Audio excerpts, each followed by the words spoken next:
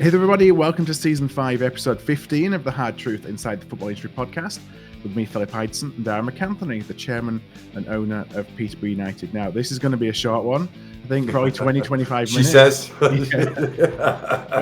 We wanted to put something out there before Christmas, and, it's a crazy last week, and we both won. So we got something to talk about. The Posh win double. Yeah. Yeah. Great Saturday. Stressful Saturday, but a great Saturday. I mean, ours was a 1-0 home win. Yours was a little bit more adventurous than that. I did see a tweet afterwards. So you won 4-3, just about. I turned to Barry at 3-3 and said, Baz, 19 fucking years I've been doing this. And I swear to you, it's like, wow. Look, and I'll make it quick, short and sweet. Obviously, Crawley are, yes, they're down there in the table, but they just come off 2 good wins against Rotherham and Charlton. And funny enough, the Crawley owners had reached out to me. They wanted to pick my brains and stuff like academy and whatever. And I met both of them before the game. Nice fellas. They're going to come on the podcast. So, great. Good chaps, Ben and Preston. So, but anyway, so the game itself, not great first 10 minutes. Then we roll into the way we play. Very similar to Cambridge United, actually.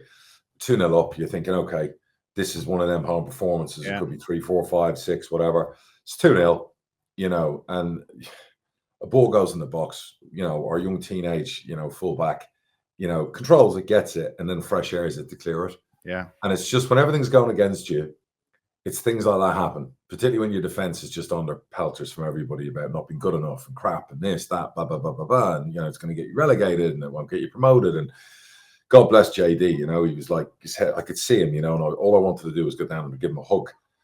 Thankfully, I'm going to give Jadel Katonga and Archie big props because they both went over and looked after him straight away. Fair play to Jadel, fair play to Archie, because that's what you want to see. Anyway, 2-1 when it should be the most comfortable 2 or 3-0 by halftime. Rick had just missed the 1-1. So we go in at halftime. We come out after halftime, we score, and I'm thinking, right, okay, now we're going to go 3-1, bang. Yeah. And fair play to the manager, he kept JD on.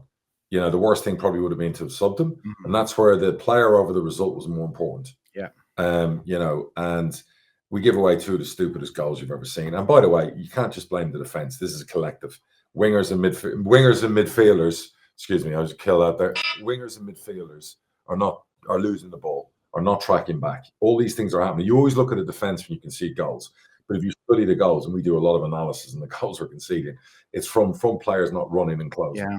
Wingers not, tracking back. It's from fullbacks not stopping crosses. It's all those little things. Never mind the bad defensive lack of tackles or whatever. Within 3 minutes, it's 3-3. At that stage, with all the pressure we're under, losing 3 games in the league in a row, the headlines, the whatever, I'm thinking this could get toxic. This could get really messy, and Crawley could run all over us, win the game, and again, this young squad are just being vilified and whatever. And I'm going to give props to 2 things here. One, to the team that didn't go under at 3-3, even though the manager had 19 subs ready to come on. We went down the other end on a Malik Maisie run and set up Keane, who was fantastic, and scored 4-3. But our fans at that point had come to a crossroads in the season, I feel. And instead of choosing to go the other way of just going and being horrible atmosphere and maybe getting on the players, our fans actually inspired me and the players. I felt reinvigorated by the fans. I could hear it was great. It was great encouragement. It was brilliant. It was great. Usually you always say the away support's better sometimes than the home support because it's a smaller crowd in a corner and you can hear them, but our fans were brilliant. And I said to the manager afterwards, our fans helped us through that game and helped the young lads. And to be fair, once we scored at 4-3, actually, the last 30 minutes was actually pretty uneventful. We missed a few chances, but we won the game. And I think the result was more important than everything that went on in the game. It wasn't good for my health, wasn't good for my arsehole. I needed a proctologist to put that back together. My heart was probably hanging as well. But the manager, I went down to one of our players had collapsed, so I don't usually go pitch side. So I went down to see if everything was okay, and it was fine. I thought it was something worse, but my manager was speechless. So we walked up and I said to him upstairs in my office, I said, look, come and decompress for 5 minutes. With everything we were going on, and the results and some of the negativity, would you have taken a win against Crawley before the game? The answer is yes. Yeah. It doesn't matter what happened. It doesn't matter the defensive so-called horror show, although I call it a team horror show, not defensive. What matters was winning the game. Mm-hmm. We won the game. And I think the win, and I actually was thinking about it on the way home, and I rang him and I said, every time we win 5-0 or 5-1 or 6-1 and beat a Blackpool, go and smash Cambridge, we follow it up by a real shitty result. Maybe that result was the right result for us. Instead of going out and beating Crawley 5-1 or 6-1 or 6-2 and thinking, superstars, top goal scorers, blah, blah, blah. Maybe that's what we need. Maybe that period of time is just exactly what keep us on our toes and go, hey, we're not what we think we are at times when we smash someone. Let's get some consistency and go grind out wins. So that's the way I look at it. Coming through adversity. You had adversity, you dealt with it in game. I really, at 3-3, you're like, this is the season here. Yeah. It's the season. This is like mid-table obscurity. This is the season. That was kind of like, if Crawley beat us, this is it now. Like, we're going to be under tremendous pressure for a young group. Yeah. We're going to just get it. We needed to win the game. And fair play to the fans, to the players. They didn't flinch. They went and won the game. And, again, you look at all those things. I think we've scored 109 goals in 2024, like 6 more than the next. I think Man City are next, and Wickham and Liverpool. And we can talk about the defense. I think we won nearly 30 games in 2024. I think we're in the top 3 teams in the EFL for wins in cups and leagues. So you look at all those things, and it's just, you can get caught up in the negativity. You can get caught up talking about defenses. You can get caught up of, go and buy a new back 4. That's all I heard when the mega store was opening. Go and buy a new back 4. And it was a win, and it was a really important win. And I think the manager knew it. The players know it. And I was thankful to the fans. And then we played Northampton last night, and one of their local journalists, or Alan Swan journalist, he posted something a week ago after our podcast where I said we battered them at their place, and I still stand by that, by the way. And he put up one of these faces as if, like, what a load of bullshit I was talking about. But I guess we're all biased towards our teams, but with all due respect. Anyway, and that led to a lot of abuse from some Northampton fans. So, I'm just wondering how he felt about last night's game, even with 11 men, because the red card battered them even more. The red card didn't mean shit. Even with 11 men, we would have had that result. I probably think we would have won by more, because they would have come out a lot more. You know what I mean? Being down or whatever. So, but we absolutely, we must have had 30 shots on goal last night. I think I saw 31 to 2 shots or something like that. Will Blackmore's never going to have an easier game as a goalkeeper. He's the luckiest bastard ever, because our goalies would be sitting there going, we're all dying for clean sheets. What's all the problem with these clean sheets? Their first corner was the 19th minute of the game. Yeah. Like, he had nothing to do. And to be fair, our back 4, we had a left back that was 18, we had a right back that was 19, we had a left-sided centre-half that was 18, and we had Manny who was 23. So it was incredible, really. And a goalkeeper. 4 of the back 5, or 3 of the back 5 were from our academy in 21s. The overall squad, players on the night, 7 of the people who played came through our academy in 21s. It was brilliant to see. I looked at Dan, our academy director, and I was like, you got to be proud of this. But where we were good was what we didn't do on Saturday, we did well last night.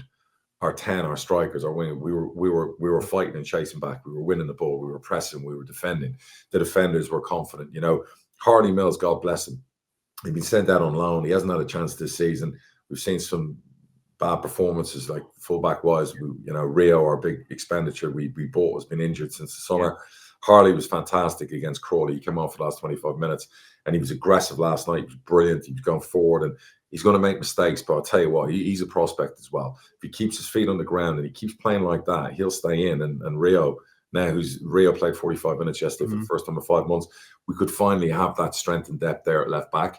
And I'm going to give my manager props. I spoke to JD Baz on Sunday, because I wanted to make sure the message to JD was, you've had a horrible game on Saturday. I've seen Ronnie, I've seen Harrison, I've seen players I've sold for millions have worse games, get subbed at halftime. You're a teenager. You've just been called up by the England elite squad. You're just breaking into our team. And you know what? I love you. And your teammates are there for you. We're there for you. And the best thing the manager could tell me on Sunday was, I'm going to play JD on Tuesday. And I said, I love that decision.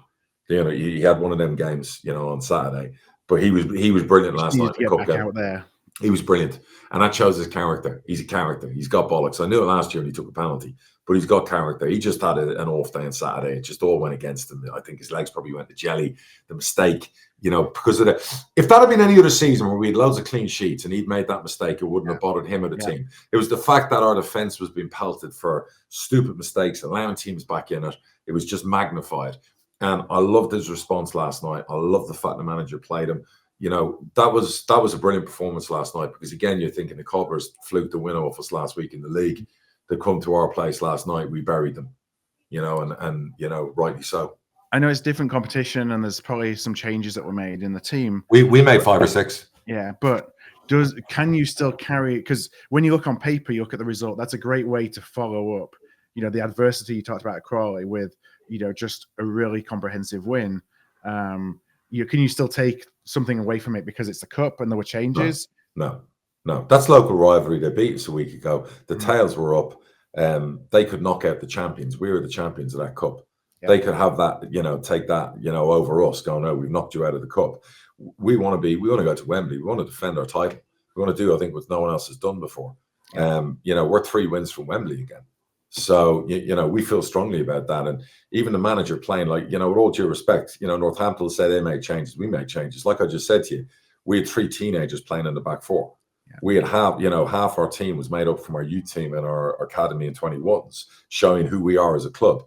Like, you know, sorry, but like, you know, at the end of the day, with all the pressure on us, with everything going on, our manager picked 3 teenagers in the back 4, where we've been pelted about the defense and got a clean sheet. That's brave. That's brave, and that's how good my manager is. Yeah. But that's also us saying we do have good defenders. Yeah.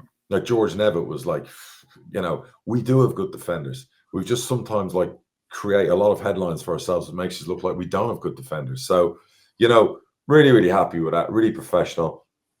Great result into the next round. Walsall at home. That won't be easy because obviously we know how good Walsall are at the moment in League 2. But we're going into Christmas. You know, we're going into 2025, where we're in the FA Cup 3rd round. We're in the last 16 of the EFL Trophy we're defending, and probably a couple of wins away from the playoffs. Yeah. One hopes. Yeah, I mean, it's all bunched up still from a points perspective. With all that shit going on since the summer, with all the injuries, losing our best player, not injuries to like squad players, that some of the best players in League 1. Yeah. We come through this, it'll make us such a better football club. It'll make us all better at what we do. So I'm look, we got Stockport on Friday. They're a really good team. They're really good at home. You know, and again, we have to go there and we have to knock that, you know, off as regards to the away losses and our away record. And if we have any business getting involved in the playoffs, wanting to look forward to, we got to go there and win. And that's not going to be easy because not many people have done that, because they've been steaming through the leagues like Wrexham. You know, they've spent a few quid. They're a very good football team, particularly at home. You know, they had a bad result against Stevenage, I think, recently, which is no shame because Stevenage are doing well. So we've got to go there and show solidarity. We've got to be together and we've got to try and grind out a win and win any which way. Yeah. So, but I'm delighted with all the adversity we were under after losing against Northampton on TV, and just that general feeling and the comments and the pot shots and the, you know, like I said last week, I'm seeing people pop up on other people's fans, you know, our fans, like saying stuff about us, you know, doesn't sit well with me. So fair play to my players, you know, and again, showing how good my management staff are. Long may it continue. We could do it a break, Phil, because, you know, we've really taken a battering on all fronts. So we could do it some settling down and winning a few games and just quiet and everything. That's what we could do it. So that's us. Really, really good. Really happy. Fucking love my mega store. You know, love all of that. You know, I'm really looking forward to Christmas. So let's talk Bradford, because we had to win double. Well, so, I'll keep this short. You know, there is one team that recently won away at Stockport and is looking to stop you from winning your EFL back-to-back trophy. So we beat Stockport. The Mighty Banthams. 3-2 it was in the EFL trophy last Tuesday. And while there's lots of changes, you know, from both teams, it was as straightforward as a 3-2 win, away win can be. You know, we were 2-0 up after 15 minutes. I think that, you know, we probably just took the foot off the gas. Yeah. They came back 2-2. And we asserted control again, got the third one, and you know, I don't think it was really much doubt. So that was a nice, after going on a run of not winning in 7 or 8, you know, that was a good confidence booster. And we were drawn to play Blackpool or Aston Villa under 21s in the next round. that last night was what 18-17 on penalties to Villa under 21s. Yeah, you'll take the Villa 21s over Blackpool, won't you, in the next round? Yeah, so absolutely. And it was, we're Posh drawn away. Bradford, Wembley. Posh Bradford, Wembley. Come on, we can try that again. We'll get on that train again. Yeah. Do you know what happens when you're drawn away to an under 21s? Does it flip? So you play you I think you have the choice. I remember we played Chelsea under 21s at Stamford Bridge. We beat them 3-1. Right. So I don't know if you end up playing at Villa Park. Okay, because they basically said that the venue is to be decided. So I didn't know if that was because it has to be played away for the under 21 team, or they're just. I don't think it has to be. I think you can. I think Villa can designate and say, "Hey, we're happy to play it at Bradford." Okay. So it depends, but I would look. Villa did really well against Blackpool, but I would fancy you guys to take down some Villa kids in a knockout round of the cup. You would. I mean, you never get ahead of yourself, but I'm happy that Villa under 21s won the penalties. Away at Blackpool, it would have been a lot tougher. Yeah, and who did you beat on Saturday? Yeah, exactly. Who did you beat on Saturday? We beat Swindon 1-0 at home. Okay, how'd you play? We again never in doubt, but Swindon were probably the worst team I've seen play at Valley. But you needed to win. You needed to win. And I think there's a little bit of disappointment that it was only one, but after the run we've been on, I'll take the 3 points. Yeah. And after all the noise, we are 3 points off the playoffs with the game in hand. So bang, right there. Players are starting to come back from injury. Yeah. We've had some stupid sending offs for nothing. Like kicking the ball at a player on the ground just as the whistle's been blown and Patterson got sent off, just come back from 2-3 months injury. Yeah, pushing someone into a hoardings for someone else that was injured for a couple of months. Jesus. Straight red card. Right. So just stupid reds, but the injuries are, fingers crossed. They're starting to clear up a bit. So we're not running away with the league or anything like that, but I'm relatively comfortable where we are given some of the adversity. Yeah. What do I always say to everyone about leagues? What do I always say? Get to February and see where you are, because a lot can change very quickly. And I've always said there's always that one team or two, in each league that comes from nowhere. Doncaster last year, Stevenage many years ago. I think you guys did it as well a few years ago. There's always one team that piles a load of wins and suddenly comes steaming in at the last minute and fucking is the form team. Oxford last year dropped down. I remember we battered them at Christmas and then they came steaming back in the second half of the season and flew into the playoffs. You know what I mean? So that can happen. And we're hoping, we stop feeling sorry for ourselves. We wake up defensively as a team, start banging clean sheets out, start banging wins out, and wake up one day and go, hey, we're in this race for the top 6. And that's where we want to be. Yeah, you just want to make sure you don't lose touch, don't you? Correct. As long as you're within 2 or 3 wins, with a half a season to go, the charge is on. And that's where you need to be, in my opinion. Do you know what I mean? So, having Rio back, he played some time yesterday. Our new Swedish, dynamo up front played. He's over getting fit. We've a lot of good things happening in January. There will be some additions as well, particularly defensively as well to help out. And obviously there'll be some departures, but we're quite excited about the possibilities. Well, let's just spend the last few minutes here. There's so much that's happened. Jesus! How many managers got fired, Phil? I know that we're never going to be able to get through it all. First of all, one that's under pressure a little bit now is Pep. Behave. So when I use the word pressure, I don't mean he's going to go and get sacked. Yeah, it's that he's putting himself under pressure. I think his quote was that he's not good enough at the moment to turn things around. I think what he means by that is he hasn't found the solution yet. Pep's waking up, and he's going to love this soon because he's had all his life with the teams he's built. He's not plain sailing, but it's pretty much gone to plan. Whether he's winning titles, he's second place, he's competing for trophies. So this is good for him. This is something that's going to be an equalizer in his career. Sir Alex Ferguson went through this when he rebuilt Man United teams. Arsenal came steaming through, were winning titles. United couldn't quite get there. Chelsea under Mourinho. Ferguson's last hurrah was rebuilding a team and winning the title before he retired. So Pep's going to look at it and go, you know what? My rebuild is probably 6 months to a year too late. I should have done this last summer. And he will wake up eventually and go, I'm going to enjoy this challenge because everyone's writing us off. They're writing City off. And you'd be a foolish person. I'll make a prediction right now. the top two in the Premier League by May will be Liverpool and Man City. Okay. I don't know who'll win, but the top two will be Liverpool and Man City. And Man City, over the next 2 windows, will rebuild their squad. So right now is everyone's chance to win the Champions League, win their league, win some trophies, because City probably by this time next year will be through nearly 3 windows and will probably go out and spend what they need to rebuild the squad where they need to. So I wouldn't be fretting too much.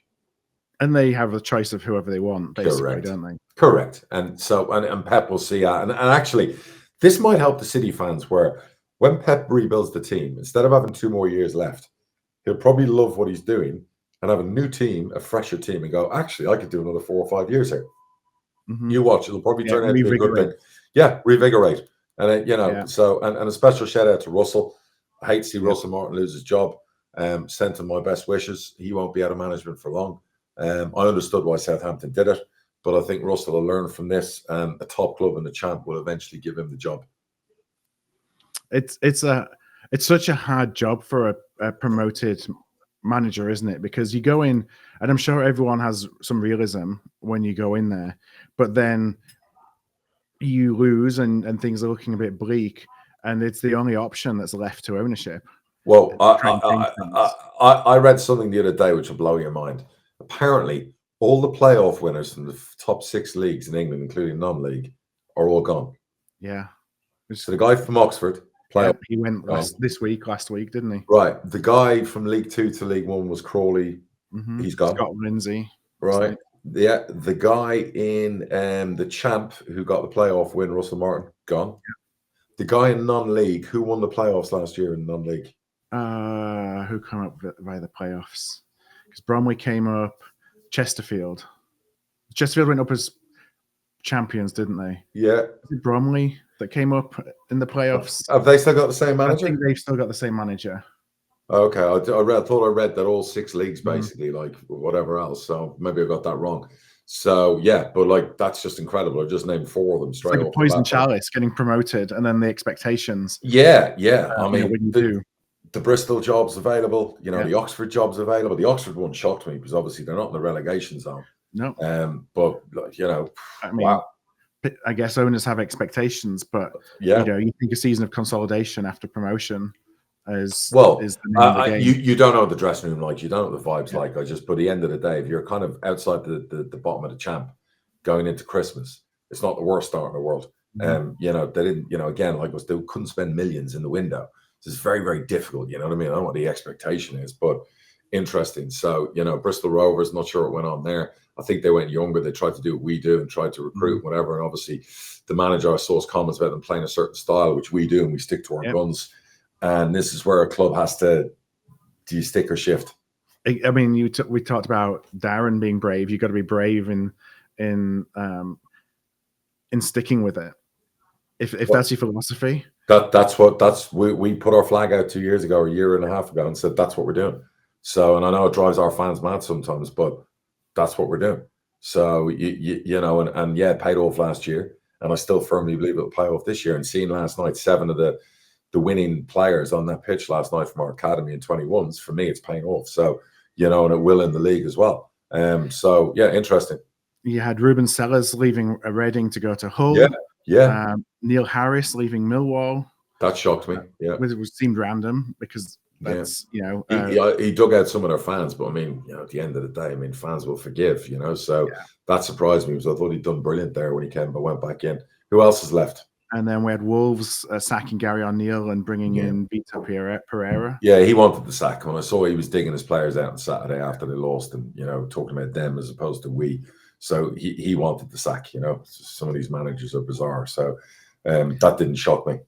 No. Well, there's lots of other things to talk about, but unfortunately, we got to run and got meetings, and we wanted to sneak this in. Yeah, this is like a pre-little Christmas special, and we'll do another one during Christmas with all the games that are coming back to back and whatever else. So you've got your meeting to go to, so you go and do your thing, and we'll catch up with all of you. Thank you for all the support out there, Hard Truthers, and we'll all speak soon. Have a great Christmas. We need 4 or 5 Posh win doubles in a row coming up. That's what we need. Yeah, then we'll do the mega edition. The mega Posh. Hard True podcast. Yeah, sounds good. All right, guys. Well, listen. Merry Christmas to everyone. God bless everyone out there. Hope you're all good with your families. We'll speak soon. All right, take care, everybody.